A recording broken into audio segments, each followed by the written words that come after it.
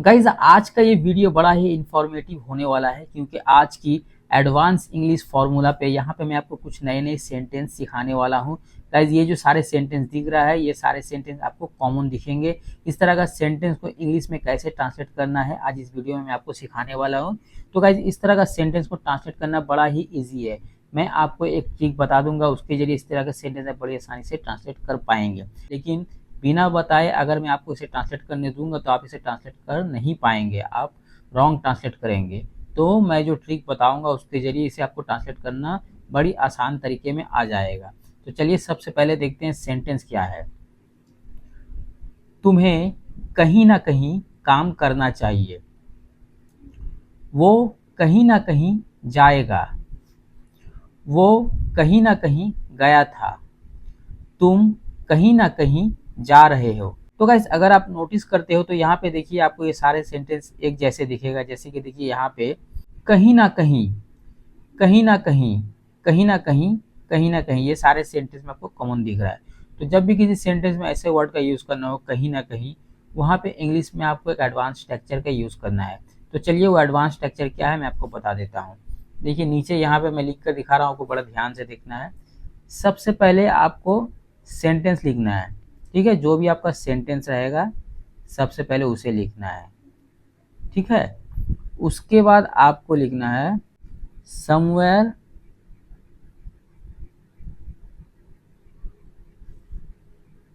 और दी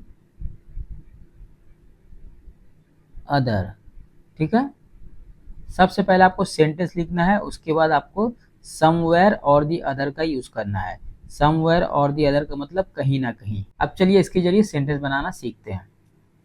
तो हमारा पहला सेंटेंस है तुम्हें कहीं ना कहीं काम करना चाहिए। तो इसे इंग्लिश में कैसे बोलेंगे? तुम्हें मतलब यू का यूज होगा, यू शुड। करना चाहिए तो यहाँ पे शुड का यूज होगा, शुड। यू शुड वर्क, काम करना चाहिए, यू शुड वर्क कहीं ना कहीं, समवेयर और दी अदर। सेंटेंस यहाँ पे कंप्लीट। तुम्हें कहीं ना कहीं काम करना चाहिए, यू शुड वर्क समवेयर और the other. Okay, next example. वो कहीं ना कहीं जाएगा, वो तो ही का यूज होगा। उसके बाद कहीं ना कहीं जाएगा तो ये फ्यूचर टेंस में आ रहा है, इसलिए ही के बाद विल का यूज होगा।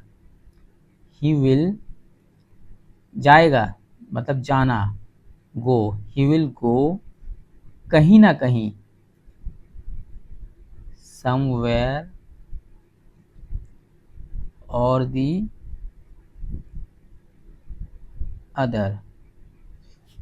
वो कहीं ना कहीं जाएगा, ही विल गो समवेयर और the other. Okay, next example. वो कहीं ना कहीं गया था, यहाँ पे भी ही का यूज होगा। गया था तो ये पास्ट टेंस में हो रहा है, तो इसलिए यहाँ पे गया था मतलब वेंट हो जाएगा, गो वेंट, पास्ट टेंस में वेंट होता है। ही वेंट समवेयर और दी अदर।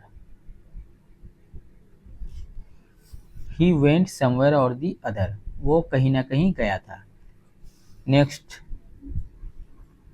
तुम कहीं ना कहीं जा रहे हो। देखिए गाइस अगर आप नोटिस करते हो तो देखिए ये कौन सा टेंस में है, बताइए कौन सा टेंस में है? हाँ जी हाँ, ये प्रेजेंट कंटिन्यूअस टेंस में है। तुम कहीं ना कहीं जा रहे हो तो इसलिए क्या होगा, तुम तो यहाँ पे यू का यूज होगा। उसके बाद यू के बाद आर का यूज होगा, हेल्पिंग वर्ब। और वर्ब के साथ आईएनजी जुड़ेगा तो यहाँ पे वर्ब क्या है, जाना, जा रहे हो तो यहाँ पे गो का यूज होगा, उसके साथ ING. You are going, present continuous tense में वर्ब के साथ आईएनजी जुड़ता है, इसलिए यहाँ पे आईएनजी जुड़ा है, यू आर गोइंग। उसके बाद कहीं ना कहीं, समवेयर